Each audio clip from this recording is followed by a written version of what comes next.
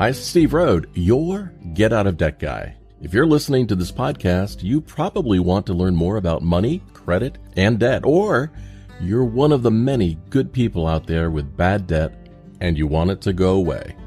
But stick with me. Together we can make that happen. Either way, I'm here for you, and I believe a better and more financially successful future is ahead. It can be within your grasp. I'd like to ask you for a favor. If you find this or any of my podcasts helpful, please take a moment and leave a review on the podcast platform you're listening on. Your feedback and opinion matter to me, and if I've done a good job, your review helps others to find the podcast as well. And while you're there leaving your review, don't forget to subscribe to the show so that you can be notified when the next episode comes out. Last piece of housekeeping. If you have a question or comment you'd like to hear on an upcoming podcast, you can leave me a voice message at getoutofdebt.org/message. Or leave me a question for me to answer on my website by going to getoutofdebt.org/question.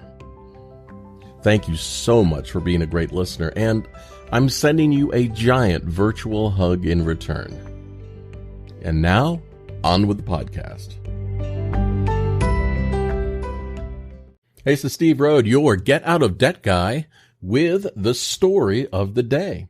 This story caught my attention because it seems like one state is doing something incredible to help their residents further their careers, further their education, and to help deal with childcare. College costs are exploding. They are unreasonable. They have risen by such a high amount that it is actually a reasonable question to ask yourself, do I need to go to college?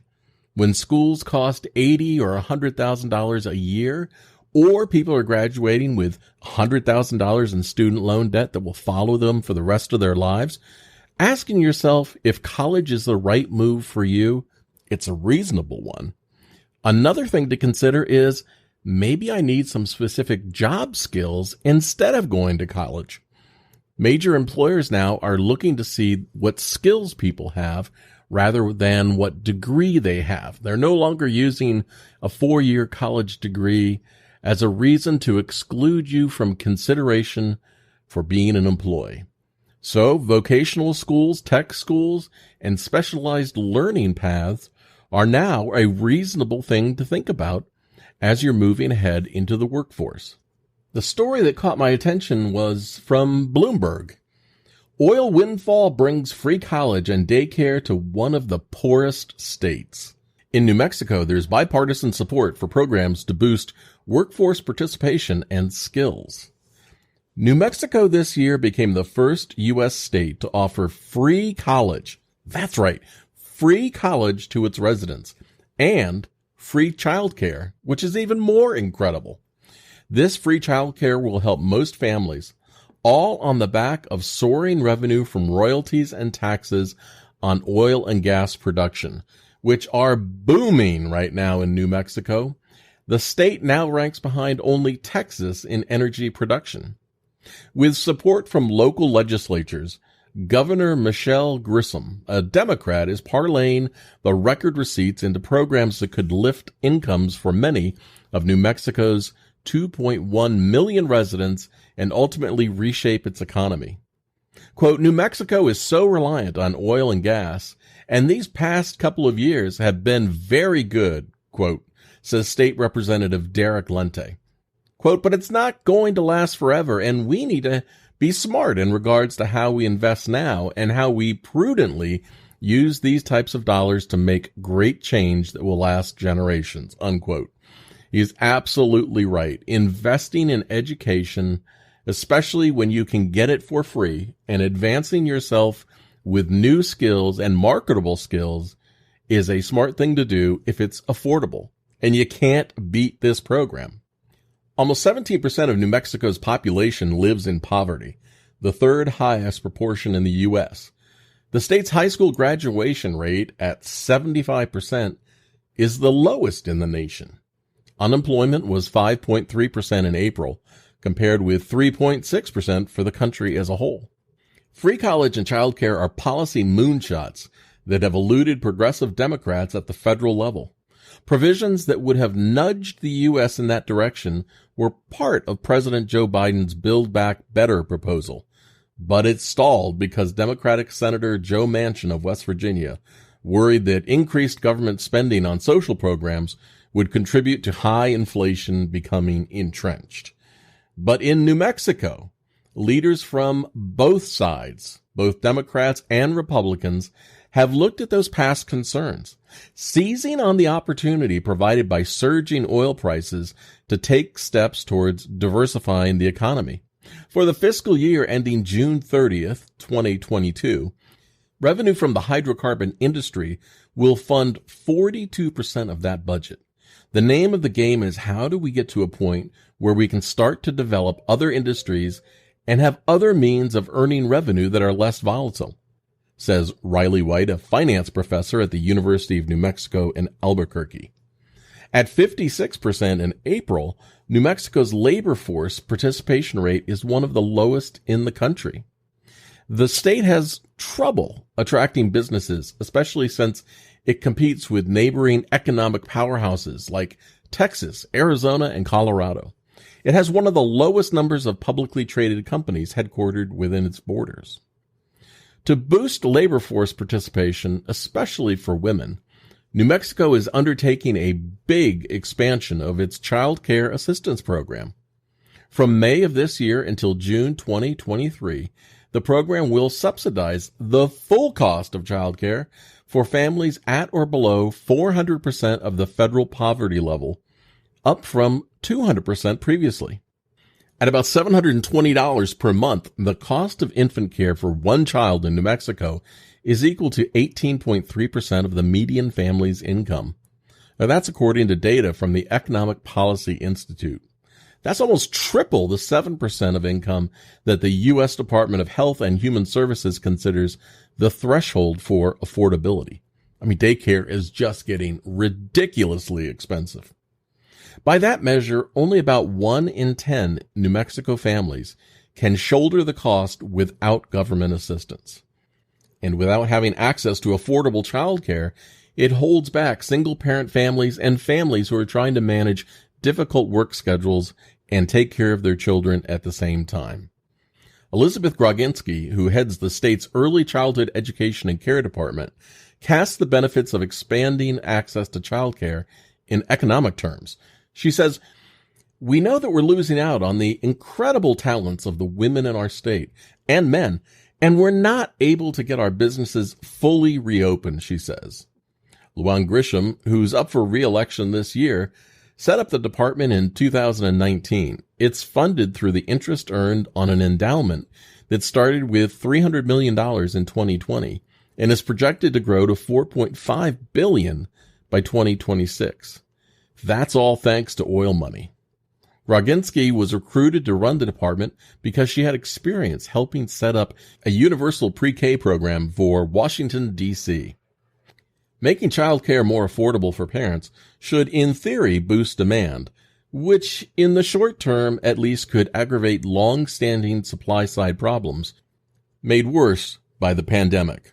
Many childcare centers across the U.S. have closed permanently in the past 2 years, and the ones that have remained open are struggling to hire enough qualified workers because they can't offer competitive pay. Childcare workers are grossly underpaid, and yet they have such an incredible responsibility to take care of our children. Childcare employment nationally was still down 11% in April from pre-pandemic levels. Quote, "That's the immediate top-line crisis facing anyone who's operating a childcare business right now," says Rashid Malik, the director of early childhood policy at the Center for American Progress. Quote, "Under the current labor market, it's really hard to find enough people to stay in those jobs," unquote. With the exception of a handful of counties surrounding Albuquerque and Santa Fe, childcare supply is constrained in most of New Mexico. That will present challenges as more families in the state seek care thanks to the cost-free program. Quote, "It's going to be a tough road, but it's much better than the status quo," Malik says. Angela Garcia, owner of Toy Box Early Learning and Childcare Center in Las Cruces says having the state pick up the entire tab removes the uncertainty her business faced when relying on copays from families. Garcia, who's also president of the New Mexico Childcare and Education Association, says the change makes for, quote, a better system for families, a better system for professionals who are in the industry, unquote. Expanded state support for childcare is just one half of Luann Grisham's Cradle to Careers agenda. In February, New Mexico's legislature passed a law making tuition free at 29 public colleges and universities for all state residents who don't have a bachelor's degree, regardless of family income. The law passed with bipartisan support and expands on an existing program that covered tuition only for students pursuing a bachelor's or two-year degree full-time. Eligibility is now open to adults enrolling part-time and to immigrants, regardless of their immigration status.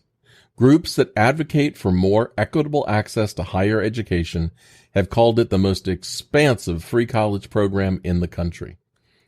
To become a New Mexico resident, you must physically reside in the state of New Mexico for at least 12 consecutive months. Only people who are financially independent may establish residency apart from parents or guardians. Gay Kernan, a Republican state senator from a district that includes parts of the oil-producing Lea and Eddy counties, voted for the measure because it will also pay for vocational training. Tech schools and vocational training are exceptional opportunities. Despite the boom in oil and gas prices, employment in the industry is still down 27% in New Mexico. Gay said, while we have the money, we need to invest it for the future, which means we're going to get students back into the classroom to earn certificates, degrees, so that they can get to the workforce, she said.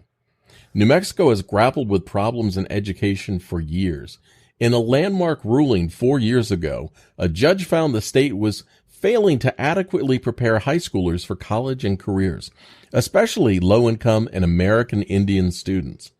New Mexico has the second highest share of American Indians of any state and the highest share of Hispanic Americans.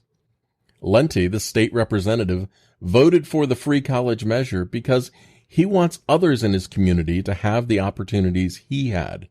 A member of the Pueblo of Sandia, he was the first in his family to graduate from college.